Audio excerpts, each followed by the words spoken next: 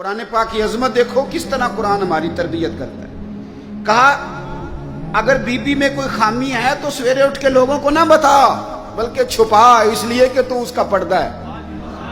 اور be be سے کہا گیا کہ سارے زمانے کو نہ بتا نکما ہے نکھٹو ہے کس طرح کا ہے. شکوہ نہ کر، شکوہ نہ کر، بلکہ اپنے خامند کی عزت کر. تجھے اسے اللہ نے تیرے لیے اسے اور تجھے اس کے لیے لباس بنایا ہے.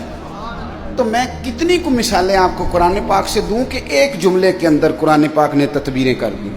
اور دنیا بڑے اخلاق سکھاتی ہے. میں کبھی کبھی دوستوں سے کہتا ہوں، میں کہتا ہوں قرآن پاک جو تمہیں اخلاق سکھاتا ہے نا، قرآن پاک طلاق کب ہوتی ہے؟ جب بڑے سخت اختلافات ہوں، کوئی گزارا نہ بچے، حد ہو جائے تو طلاق ہوتی ہے نا. لیکن قرآن پاک نے پتہ کیا کہا کہ اگر تم نے بیوی کو طلاق دینی ہے تو دو جملے جو قرآن کا اخلاق دیا ہوا قرآن پاک کا. آپ میری طرح کے سادے لوگ ہیں، میں آپ کو کچھ زیادہ مثالیں نہیں دے سکتا. عظمت قرآن پہ دو ایک باتیں، میرا عنوان تھا کہ قرآن پاک سے ہی کروں، لیکن چونکہ ہمارا مزاج ہوتا ہے کئی دفعہ واقعات کا اور کچھ چیزوں کا، تو میں چاہ رہا ہوں کہ آپ تھوڑی مجھے توجہ دیں، اور بات بھی میں نے تھوڑی کرنی. دیکھو قرآن پاک نے کہا اخلاق سکھائے.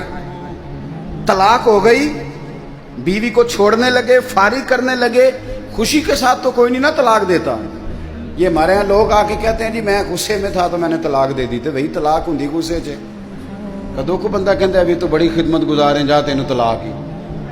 اور اب تو بندے ہمیں مسئلہ پوچھتے نہیں بلکہ مسئلہ مولوی صاحب کو سمجھانے آتے ہیں.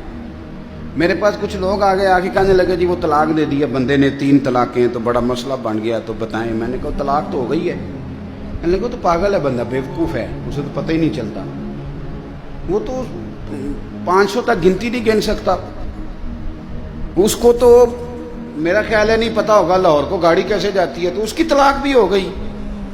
مولوی صاحب آپ کچھ پیر صاحب کرنے والی بات کریں، ہمیں سمجھاتے ہیں لوگ آ کے، آپ یقین کریں. میں انہوں آخیا میں کہ تو انے شدائی ہے وہ طلاق کی میں پہلے یہ دس وہ شدائی دا نکاح کی میں ہویا سی.